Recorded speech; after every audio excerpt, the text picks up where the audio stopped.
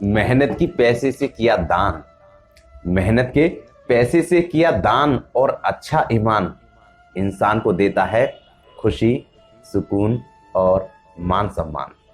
नमस्कार दोस्तों, मैं हूं राजेश आर्या और आज एक खास और प्रेरक कहानी के साथ आपके सामने फिर से हाजिर हूं।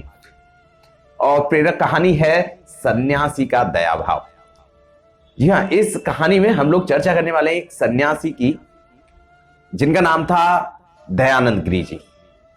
ये बड़े ही ब्रह्मनिष्ठ थे और उनकी जो दिनचर्या थी वो सिर्फ ये थी कि देश के, समाज के, गांव के लोगों को कैसे समझाया जाए, कैसे उन्हें भगवान के प्रति उनकी आस्था जगाई जाए।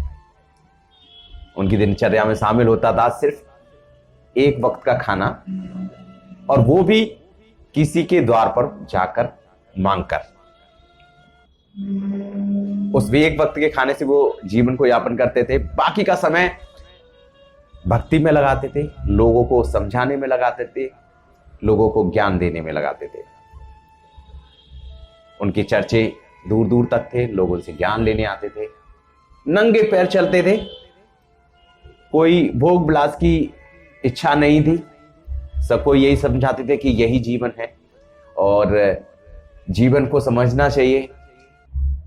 किसी भी चीज के लिए ऐसी इच्छाएं नहीं रखनी चाहिए जिनकी वजह से जीवन में कष्ट पैदा हो।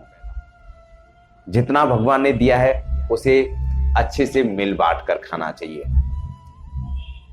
इन सब शिक्षाओं को वो गांव गांव जाके लोगों को देते थे, अपने प्रवचन देते थे। एक दिन गांव के एक मजदूर ने उन्हें नंगे पैर जाते हुए देखा। उन्हें लगा ठंड का वक्त है, तो उस मजदूर ने अपनी गहरी गाड़ी कमाई में से, मेहनत के पैसे में से जो जूते खरीदे वो कपड़े के और बहुत सस्ते जूते थे, और उन्होंने बड़े प्रेम भाव से सन्यासी जी को कहा कि सन्यासी, आप नंगे पैर हैं, कृपया मेरी तरफ से ये जूते ग्रहण करें।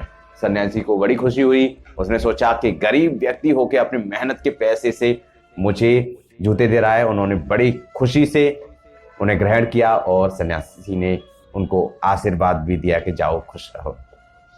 बड़े अच्छे से उन्होंने वो जूते पहने और उन जूतों को पहन के बड़े खुश होते थे। सबको बताते थे कि मुझे वो उन्होंने दिए हैं और वो बहुत मेहनती व्यक्ति हैं। गांव का एक अमीर व्यक्ति और था। उसने देखा कि सन्यासी ने जूते पहन रखे हैं, लेकिन जूते अब खराब से हो रहे हैं, फटे पुराने से हो रहे हैं, तो क्यों ना मैं इन्हें नए जूते दिला दूं। अमीर था।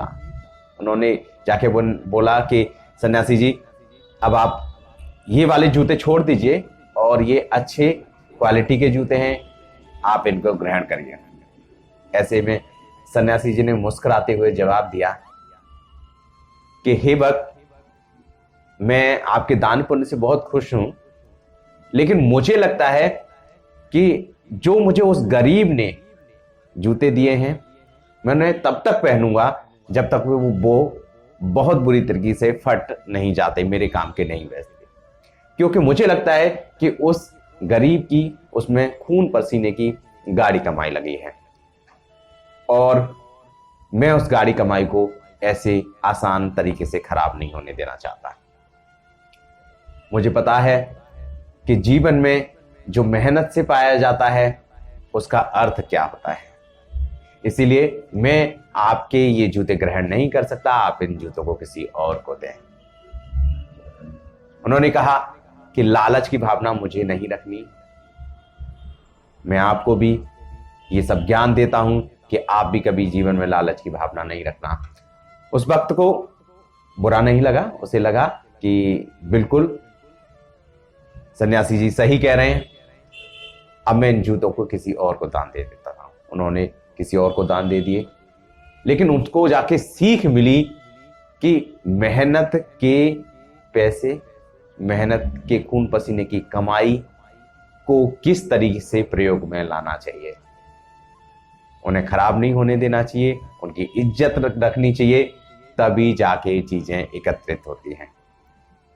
दोस्तों, इस कहानी से हमें सीख मिलती है कि हमारी जीवन में जो व्यवस्थाएं, जो चीजें हमें मिली हैं, उनको हमें केयर करना चाहिए, ध्यान रखना चाहिए, चाहे वो धन हो, कोई सामान हो, चाहे कोई रिश्ता हो।